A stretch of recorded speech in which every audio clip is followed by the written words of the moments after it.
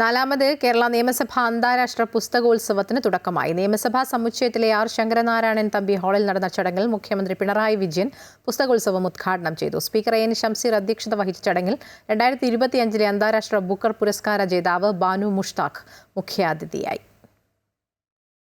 ജനുവരി 13 വരെ നീണ്ടുനിൽക്കുന്ന വായനയുടെ മഹാമേളയ്ക്കാണ് ഇന്ന് തുടക്കമായത്.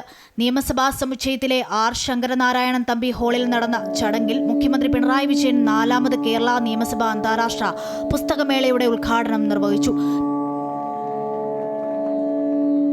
തങ്ങളുടെ വരുതിയിൽ വരാത്ത രാജ്യങ്ങളെ അക്രമങ്ങളിലൂടെ കീഴ്പ്പെടുത്താനുള്ള ശ്രമമാണ് ഇപ്പോൾ നടക്കുന്നതെന്നും ലോകം നേരിടുന്ന ഇത്തരം ഭീഷണികൾ വായനാ ലോകത്തിന്റെ സജീവ ചർച്ചയിൽ ഉണ്ടാകണമെന്നും മുഖ്യമന്ത്രി പിണറായി വിജയൻ പറഞ്ഞു. ആധുനിക ചരിത്രത്തിൽ കേട്ടുകേൾവിയില്ലാത്ത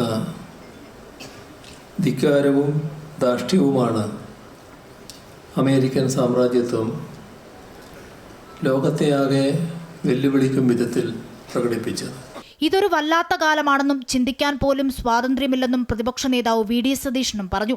സങ്കടങ്ങളിൽ നിന്നും മോചിപ്പിക്കാൻ വായനയ്ക്ക് കഴിയുമെന്നും പ്രതിപക്ഷ നേതാവ് കൂട്ടിച്ചേർത്തു. ഒരുപാട് സങ്കീർണതകളിലൂടെ, സങ്കടങ്ങളിലൂടെ, പ്രയാസങ്ങളിലൂടെ മനുഷ്യൻ കടന്നു പോകുന്ന ഒരു കാലമാണ്. ആ കാലത്ത് വായന ഒരാശ്വാസമാണ്, ഒരു സാന്ത്വനമാണ്. നമുക്ക് ഈ സങ്കടങ്ങളിൽ നിന്നും പ്രയാസങ്ങളിൽ നിന്നും നമ്മളെ ഒന്നും മോചിപ്പിക്കാൻ നല്ല ഒരു എഴുത്തുകാരൻ്റെ കഥാപാത്രങ്ങൾക്കും അദ്ദേഹം സൃഷ്ടിച്ചെടുക്കുന്ന മുഹൂർത്തങ്ങൾക്കും നമുക്ക് കഴിയും. ആധുനിക മലയാള സാഹിത്യത്തിന് നിസ്തുലമായ സംഭാവനകൾ നൽകിയ NS മാധവന് ഈ വർഷത്തെ നിയമസഭാ പുരസ്കാരം മുഖ്യമന്ത്രി സമ്മാനിച്ചു. KSRTC സിറ്റി റൈഡിന്റെ ഉദ്ഘാടനം ഗതാഗത മന്ത്രി KB ഗണേഷ് കുമാർ നിർവഹിച്ചു. KSRTCയും പുസ്തകമേളയുടെ ഭാഗമാകുകയാണെന്ന് ഗണേഷ് കുമാർ പറഞ്ഞു. നിയമസഭയുടെ നേതൃത്വത്തിൽ പുസ്തകോത്സവം അഭിമാനമാണ്. മലയാളിക്ക് ഏറ്റവും നല്ല ഒരു പ്രോഗ്രാമായി അത് സംഘടിപ്പിക്കുന്നുണ്ട്. വലിയ ആഘോഷത്തിൻ്റെ നാളുകളാണ്. ഇനി അക്ഷരത്തിൻ്റെ ആഘോഷങ്ങളാണ് നടക്കുക. അതിൽ ഞങ്ങൾ KSRTC പങ്കാളിയായി ഒത്തിരി സന്തോഷമുണ്ട്. പുസ്തകോത്സവത്തിന്റെ ഭാഗമായി ജനുവരി 9 അമൃത ടെലിവിഷൻ താരങ്ങൾ ഒരുക്കുന്ന താരസഭയ്ക്ക് മന്ത്രി V. ശിവക്കുട്ടി ആശംസകൾ അറിയിച്ചു. നാലാമത് അന്താരാഷ്ട്ര പുസ്തകോത്സവം സംസ്ഥാന നിയമസഭയുടെ നേതൃത്വത്തിൽ നടത്തുകയാണല്ലോ.